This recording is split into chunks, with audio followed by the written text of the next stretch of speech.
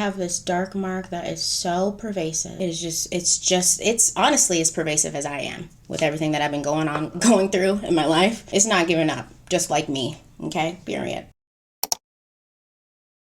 Hey guys, it's me, Cyd. Hey, welcome back. Today we're going to be doing another makeup and history. I know it has been a hot damn minute, and I know I say that all the time, okay? Listen, you guys, life has been lifing. Life has particularly been jumping me. In particular, I've experienced a lot of personal attacks via the universe. So I've been really navigating that best as possible. And what are you gonna do? I'm still here, all right? I'm still here. I still care about you guys. I still care about my channel. I'm gonna be making a lot of changes on my channel, so look forward to that.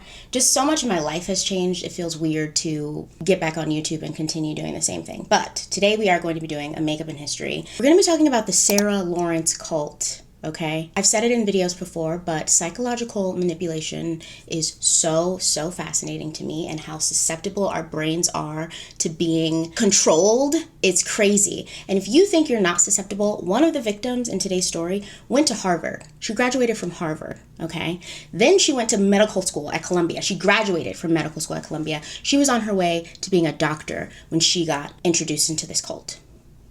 Did you go to Harvard? I didn't. No one's exempt. If you have a brain, you're susceptible to being brain controlled, mind controlled. Is that how you say that? I don't know. Anyways, if you haven't already, please subscribe, turn on the notification bell. Thank you guys so much for sticking around and hanging out with me. I need a hug. I do. I'm needing a big hug, so thank you guys. I'm very excited about putting on some makeup and getting into this story. If you're ever curious, all the products and everything that I'm using will be listed down in the description box below. I also include sources and more information if you want to know more about the stories that I'm talking about. All right, guys, so where do I begin? I know where to begin. I know. We're going to start in 2009. In 2009, a student by the name of Talia Ray enrolls into Sarah Lawrence College. Sarah Lawrence College is located in New York City, and it's about 15 miles away from Times Square, but it's nothing like Times Square. The campus of Sarah Lawrence looks like it belongs somewhere on the countryside. It looks like it's in a New England fairy tale novel. You know what I mean? You guys, are you getting the vibe? I'll put pictures up so you guys get the vibe. It's a liberal arts university, and a lot of the students who go there are the artsy types, you know? The liberal artsy types. So Talia Ray starts her freshman year there, and she's really thrilled because she came from a not so great home life. She hated her mother. Her father was currently in prison, and she had been living in homeless shelters. Starting school was like a new beginning for her. Talia was very pretty and very smart. That's how her friends described her.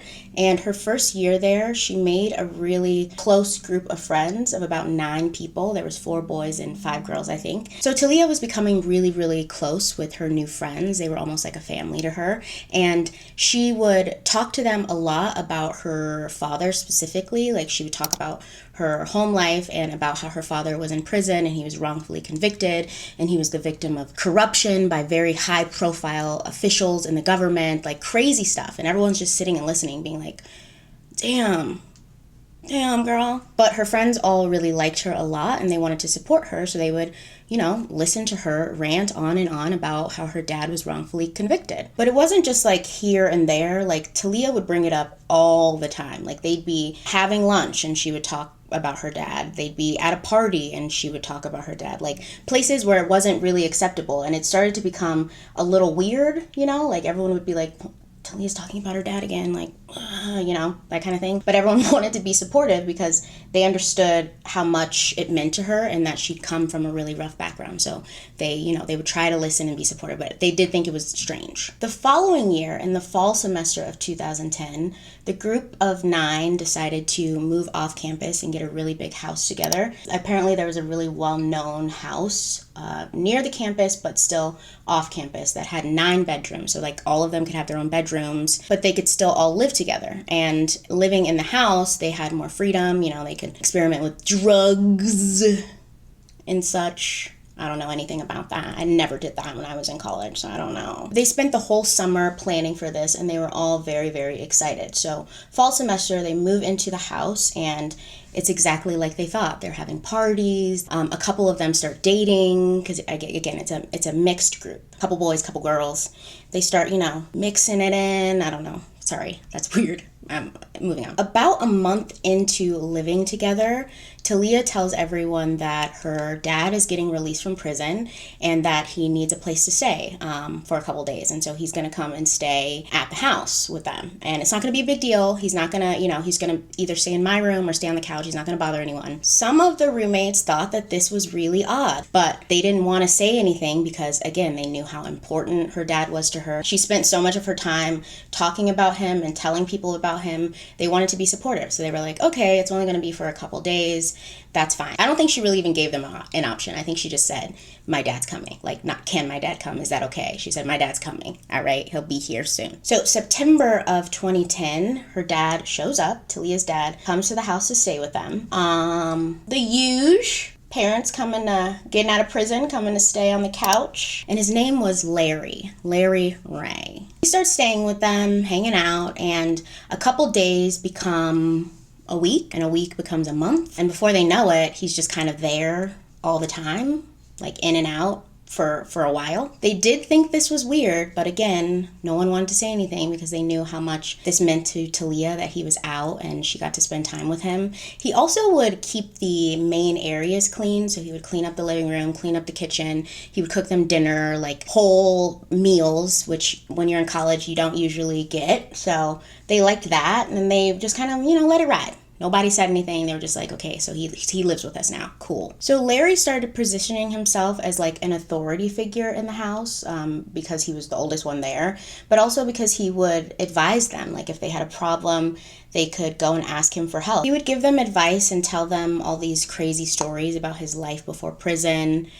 He knew the head of the FBI. He knew the mayor of New York. He would tell these crazy stories about his life that seemed like they might not be real, but then he would have photos to prove that they were real. He really did know the mayor of New York City, which is crazy. Some of the kids living there still thought it was a bit weird and almost kind of creepy that he was living there, but the rest of them were kind of in awe of him. Larry began developing closer relationships with everyone in the house. One of the students was a girl named Isabella, who was Talia's best friend, and everyone knew Isabella as kind of a recluse. She was very introverted, very shy. She spent a lot of time in her room.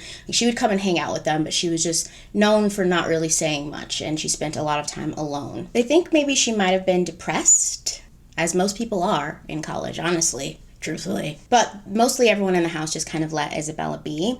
However, when Larry moved in, he starts talking to Isabella more, spending more alone time with Isabella, and she slowly started to come out of her shell. She would be more talkative, more outgoing, more engaging. They didn't know it yet, but she and Larry had started having a sexual relationship, a sexually intimate relationship. To say it another way, she started sleeping with her best friend's dad, and that's why she had a bit more of a pep in her step. I don't know. But it's creepy. It's creepy. And I'm not at all blaming her. She definitely was being victimized by him, obviously, but no one knew this yet. They just thought, he's being like a dad to Isabella as well, and now she's feeling better, I guess. I don't know. Isabella wasn't the only one that Larry was having these like private conversations with. He would have these really deep sessions with some of the students living in the house, like private one-on-one sessions where he would get them to open up about their childhood, their family, trauma, really personal stuff, and then he would give them advice on how to best handle it. These private sessions would last for hours, and afterward they'd leave the session feeling like Larry had saved their life. Like they all had the answers now. They were all like Isabella, like they had more of a pep in their step, more assurance, more confidence, and they were all attributing it to Larry and his advice and his guidance. Claudia and Raven were two of the girls living in the house, and they would joke with each other all the time about how weird Larry was and how weird that it was he was living there. Raven specifically thought that Larry was a straight up pervert, and she wasn't wrong. Claudia agreed with this, and this was kind of like an inside joke or conversation between the two of them that they didn't really share with many of the other students living in the house because they all claimed to really like Larry. So, they would just keep it between the two of them. Ooh, I think I'm going to put too much contour concealer on. Let's find out, shall we? Sorry, I don't know what that was about. I'm sorry. Now, Claudia was known in the friend group as the troubled one. She would joke about her childhood trauma. She was very sarcastic. It was kind of like her personality. Like, everyone knew that she, was a little crazy. She was a very self-aware person, and she would often make light of her, circumstances with dark humor. So one day, Raven comes home from class, and she goes in the house and finds Claudia having a really deep conversation, it seems like, with Larry, just the two of them. She definitely thinks it's odd that now Claudia is having a private session with Larry. So she goes upstairs to her room to study or whatever, and she comes back down 6 hours later and finds Claudia and Larry in the same position, still having this really deep conversation. And she thinks this is so crazy, like 6 hours and they haven't moved. Like, this is weird. So afterward, Raven goes to Claudia, of course, and she's like, dude, what the hell was that? Like, what were you guys talking about for so long? That was so weird. And Claudia has completely changed her tune about him, like, altogether. She tells Raven, oh, actually, he's not so bad. He helped me a lot. Like, we were talking about my childhood and, the things that I've been through. And he helped me understand, actually, that I'm schizophrenic. That's been my problem this whole time. Raven's like, what? No, you're not. What? Why would you say that? And she's like, yeah, Larry helped me to understand that I'm schizophrenic now. And now I know that about myself and I feel so much better. So Claudia's going around now telling people that she's schizophrenic, and Larry helped her to realize it, and she's so grateful for him. She's posting it on Facebook. Like, she really believes that now she's schizophrenic just after having that conversation with Larry. Raven is, of course, really, really freaked out by this, but she doesn't really know what to do or who to tell. And she's watched her friends one by one change because of Larry and their relationship to Larry. All right, so now it's summertime and they all move out of the house. They go home for summer vacation. And Larry gets an apartment in this high-rise building on the Upper East Side of New York. It's a one-bedroom apartment, and he asks some of the kids if they wanted to come and stay with him in this apartment and help him renovate the apartment. Apparently, the apartment wasn't even his. He didn't own the apartment. He was borrowing it from a friend. Out of the 9 students that were living in the house, 5 of them decided to go and live with Larry in his one-bedroom apartment, just for the summer, though, right? It was just going to be for the summer. Once they moved into the house, Larry started controlling every aspect of their life. He would control what they ate, when they ate. He put a lock on the refrigerator. He would wake them up early in the morning with these like militant style workout routines, and they would play the same playlist every single morning, and they had to do a bunch of push-ups and sit-ups, and then they would build things and repair things, and it was really truly seemed like a bunch of nonsense that they were doing. But Larry was saying that this was gonna, make them better people. It was all a part of the process of making them superior humans like him. And so they were like, okay, yeah. If Larry says it's a good idea, then yeah, I'm not gonna eat today. That's fine. It's fine. I don't need food today. Whatever. He did kind of make it seem like they were a family. They would have outings together. They would go to dinners together. And they would have these really intense, almost group therapy sessions at nighttime where they would all sit in a circle and reveal personal truths and traumas and really dark secrets that they had, I guess, or whatever. And Larry would be filming or recording this the whole time. So he's like recording them, spilling all these dark truths about themselves. The sessions would last sometimes all night, and they weren't optional. Okay, you didn't have the choice whether or not to participate. You had to participate. And if you chose not to participate, he would start berating you, and then he would get other people in the group to like berate you and taunt you. But most of the time, everyone wanted to participate because they thought that this was helping them, and they trusted him.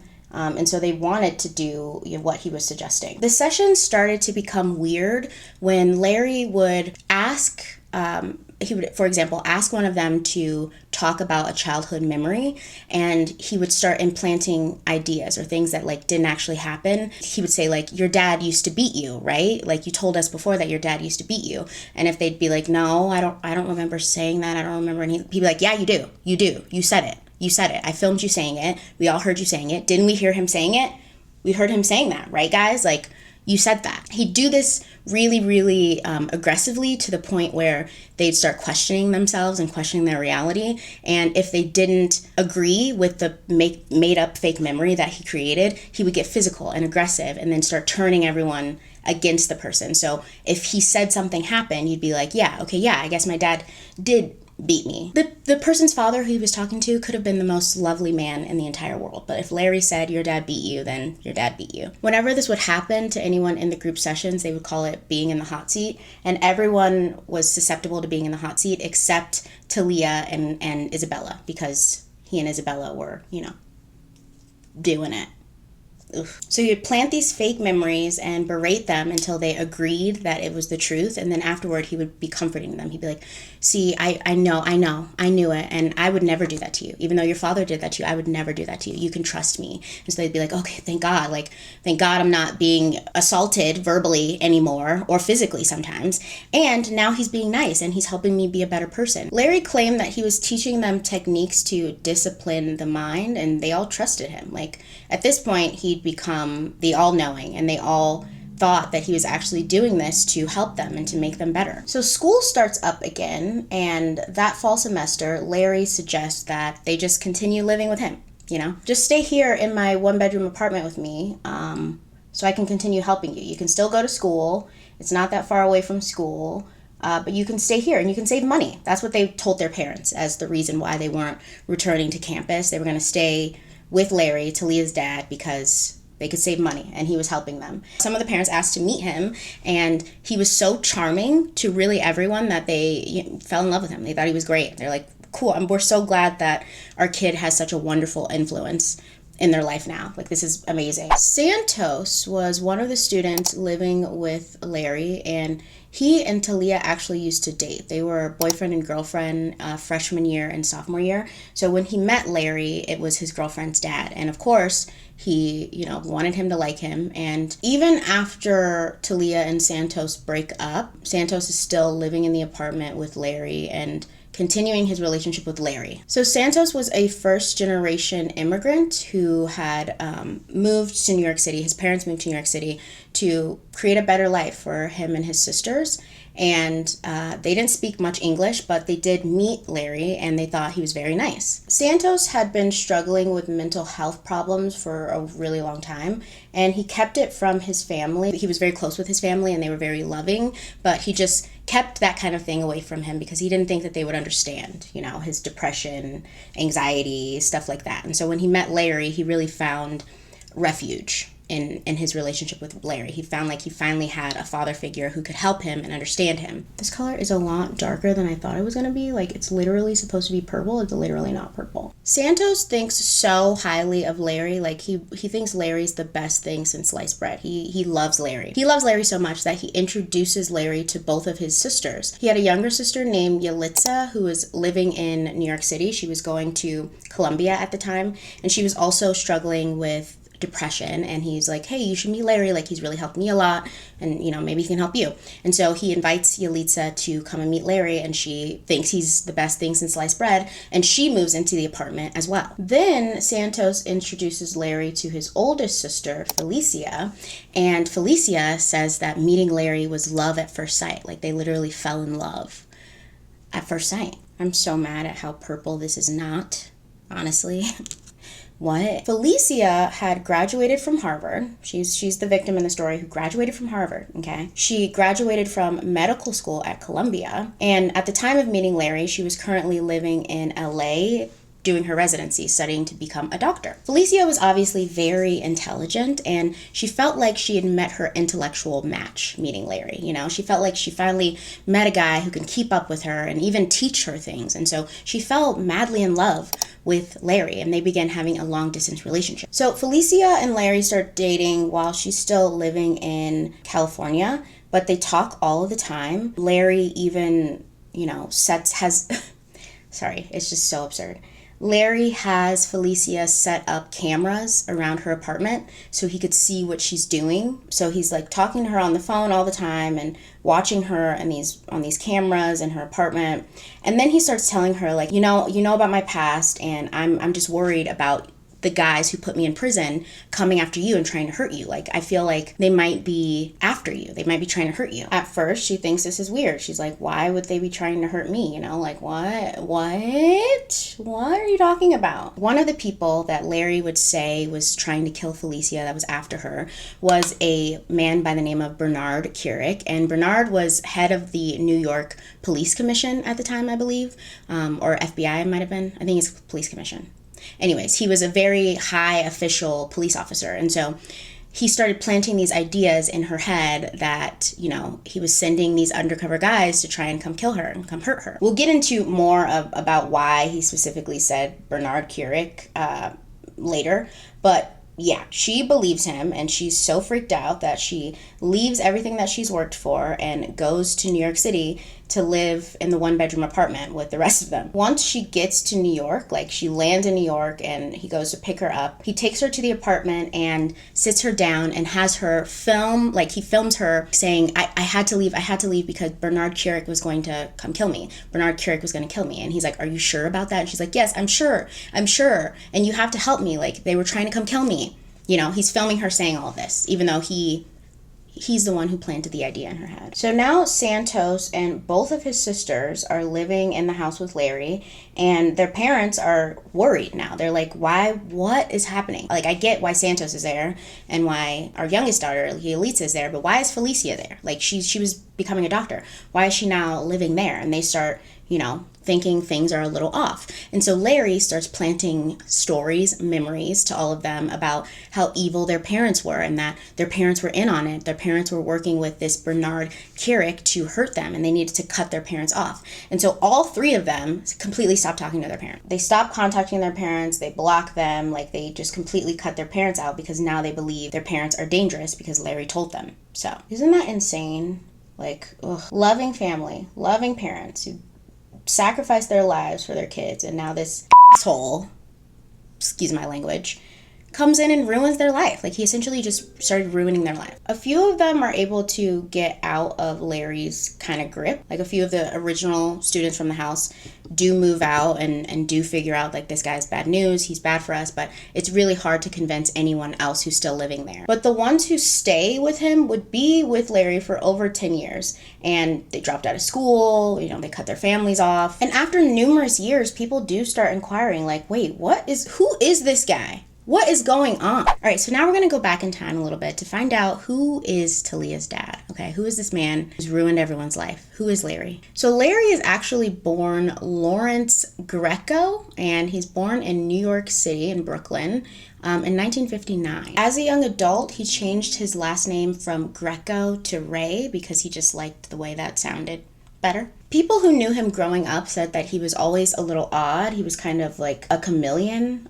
He could fit in with really anyone. He was kind of like a grifter, you know. He didn't really have a set of friends or people, but he would like mix in with a bunch of different groups. He was very charming and intelligent, though. He had what we call the gift of the gab, you know. He was a gabber. As an adult, Larry continued his chameleon-like tendencies. He had a bunch of different friends literally everywhere. He was friends with politicians, military officials, businessmen, restaurateurs. He pretty much knew everyone in the city. He was very popular. He never had a really clear job, which I think is the first sign of a con artist. Like, what do you do? He worked on Wall Street. He had ties in Russia. He made a lot of money, but he never had a clear job. Con man. He was able to make a lot of connections because he was a talker, right? He had the gift of the gab. Larry would use his connections and relationships with all of these really important people kind of as like chess pieces. Like, he would move them around, you know, his little chessboard of life. In the late 80s, he gets married to a woman named Teresa, and they have Talia, and then later have another daughter. But Talia specifically was always a daddy's girl. Like, she was attached to her father at the hip. She loved her dad. In 1995, Larry meets a young detective by the name of Bernard Kerik. Bernard is in awe of Larry. He thinks he's a wonderful man. He's so smart. He's intelligent. He's well connected. And he starts helping Larry starts helping Bernard in his career and connecting him with all these people that he knows. And they become like best friends. Their families would spend time with one another. Larry was Bernard's best man at his wedding. Like, they were very, very close, okay? Eventually, Bernie becomes head of the New York Police Commission, which is a really, really big deal. And of course, this is just another major connection that Larry can add to his chessboard, you know, to play chess with. Or so he thought. Larry and Bernard remain really close friends until March of 2000, when the FBI arrests Larry for his involvement in a fraud scheme. It was a security fraud scheme, and Larry reaches out to his good friend Bernie, who, you know, is high up in the legal system, I guess, in his mind. He's like, hey, can you help me with this? And Bernie's like, absolutely not, dude. What? The FBI? What? No. Are you insane? Larry is pissed at this. Like, how dare you? After everything I've done for you, I was the best man in your wedding. How dare you not try to help me get out of my fraudulent activities that the FBI has now caught me in? How dare you? Larry was really not happy about this, and he saw it as the ultimate betrayal from Bernard. He ends up cutting a deal with the FBI so he doesn't actually have to do any jail time. He gets 5 years probation, but he's livid. Like, he is so mad that maybe for the first time in his life, things aren't going the way that he intended them to, and he blames Bernard for everything. He's like, this is all your fault. And he becomes obsessed with trying to get revenge against him. He starts telling anyone who will listen that he's innocent and that he had nothing to do with this and this was all Bernard's fault. And everyone's like, okay, well then why did you cooperate? Like, what did you have to give the FBI if his credibility was just shot after this? Now he was a convicted felon by the FBI. Even though he didn't go to jail, he lost everything. He had to file for bankruptcy, and his wife, Teresa, files for a divorce and custody of their children. This also sends Larry into a rage, and he starts thinking that Bernie and his wife, his soon-to-be ex-wife, Teresa, are working together to ruin him. Like, everyone's against him. During the custody battle, Talia tells the courts that she wants to live with her father because her mother is abusive and has been abusing her and her younger sister, and that they're not safe with her. So the courts open an investigation, of course, to find out, you know, if this is true. And they determine that it is absolutely not true and that Larry had convinced Talia to lie on his behalf. Both Larry and Teresa were subjected to a psych evaluation, and Larry's report concluded that he was very manipulative, very controlling, very aggressive. He disarms people with his childlike charm, but he's very, very calculating, is what the psychiatrist concluded. So the judge reads this report and the investigation, and of course, you know, he has a pass now because he's a convicted felon, and she grants him no custody of the children. Teresa gets the children. He's done. Okay? This sends him into a rage, even a bigger rage than he's already in. From his arrest in 2000 to 2007, his life just completely fell apart. And then in 2007, he violated his probation terms and he was sentenced to prison. He was sentenced to 3 years in prison. During this time, Talia stayed loyal to him the entire time. She was like his little soldier. She was, you know, still telling everyone, this is my mom's fault. This is Bernie Keurig's fault. My dad is innocent. So while Larry was in jail, Talia chose not to live with her mother and her younger sister. She lived in homeless shelters until she enrolled for school at Sarah Lawrence College. And that's how we got to where we are in the story, with him ruining everyone else's life once he gets out. Ugh. While Larry was in prison, he came up with a plan. He already had Talia, who was his soldier, who had his back, who believed his story and was telling people and advocating for him. But he needed more credibility. And so he figured if he could convince more people to tell his side of the story, then he would be exonerated and he could go back to having the life and the status that he once had. So his plan, they believe, was to convince more students like Talia to turn on Bernie Keurig, I guess. That's why he made up the whole story about Bernie Keurig trying to kill Felicia. Bernie Keurig became responsible for all of their childhood traumas. He would have them remember things that their parents did, and all of their parents also knew Bernie Keurig. And he would film and record them saying this. So he would have video evidence of them making these confessions and claims against Bernie Keurig. It sounds insane, but even crazier is that all of them actually believed these claims about their childhood. Like, they genuinely thought Bernie Keurick had traumatized them as children, or that he was trying to kill them, or he was out for them, even though none of them had even met him. They had just been conditioned by Larry over the course of now almost 10 years that they actually believed this. Along with his grand master plan of somehow getting back at Bernie Keurick, he began using his psychological control and influence over them for other things. He would make them work jobs for him and give them all of the money. He would have them have sex with people, have sex with each other, and he would film it and blackmail them if they didn't do something that he wanted them to do. He'd be like, I'm going to post this video on Facebook and all your friends are going to know. You know, stuff like that. Eventually, the abuse would become so bad that most of them would leave Larry, with the exception of Felicia and Isabella. Santos left, Yalitza left, Claudia tried to leave, and this is when Larry gets caught, right? Because of what he did to Claudia. Poor Claudia. Raven, Claudia's best friend in college, remember her? She starts really worrying about Claudia when, after not posting on Facebook for a really long time, Claudia starts posting claiming that she had poisoned people. She'd been putting poison in her friends' food and drinks for years. She was now posting confessing to a crime for whatever reason, and Raven thought this was really strange. Claudia then posts a video where she's making a confession about poisoning people, and it seems like she's being coerced, like it seems like she's being held prisoner. She's really, really skinny. She doesn't look like herself. She doesn't sound like herself. She's kind of like drowsy, and it's odd, and everyone watching it is like, who is recording this video? Like, it's just really strange. So Raven, even though she hasn't talked to Claudia in years, starts investigating and trying to find out if she's okay, if she's safe. She ends up looking more into Claudia's profiles and finds out that Claudia is working as an escort as well. This, she feels like, okay, she's in danger, like we should go to the police. And so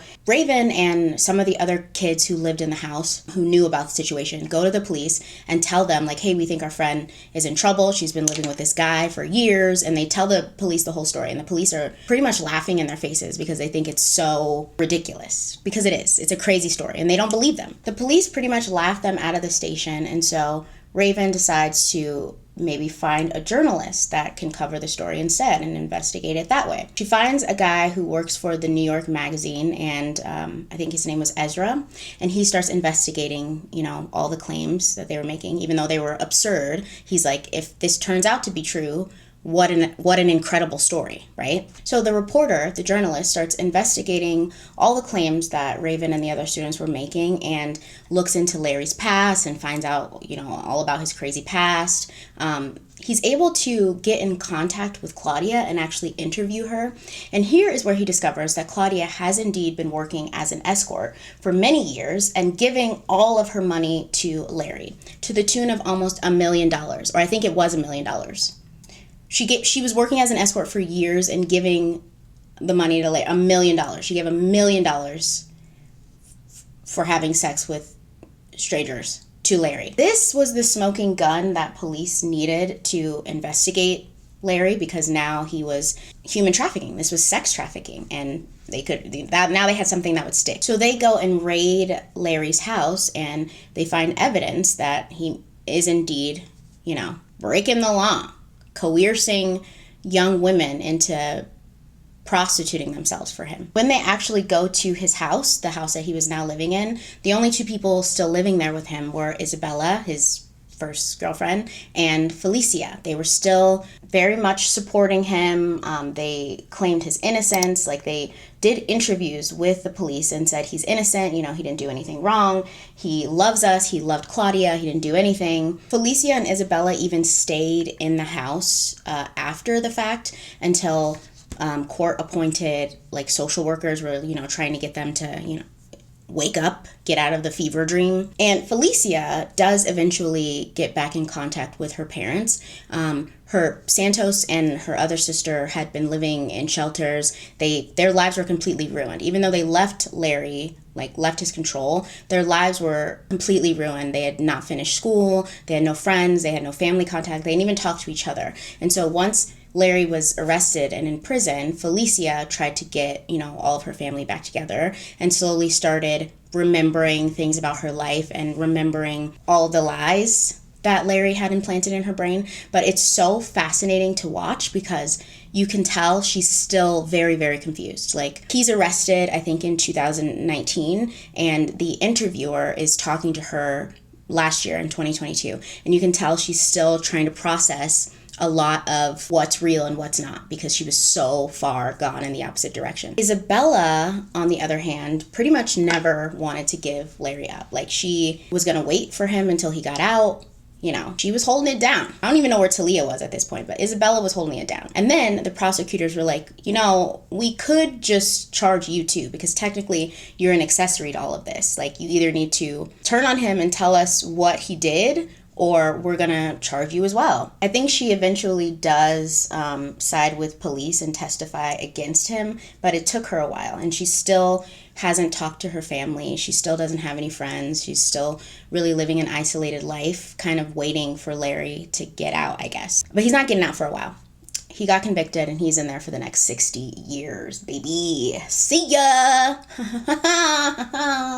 Loser. All right, you guys, that's it for this video. Crazy story. If you'd like to know more, I highly recommend watching the docuseries on Hulu. It's called Stolen Youth. There's also a bunch of really in-depth articles to learn more about just how intense this cult actually was. It's a cult. It became a cult. And he ruined their lives. Like, this just happened. He was just convicted in April of 2022. And so much of their 20s gone because they were hanging out with Larry. A lot of them are still recovering and, you know, getting back on track, getting their lives back. Felicia is working and hoping to go back into potentially becoming a doctor because she was almost there when she met Larry. So it's a lot. It's tough. It's almost worse than like killing someone. These kinds of things, the impact that it has that lasts for a really long time, if not forever, is almost as damaging as just ending someone's life.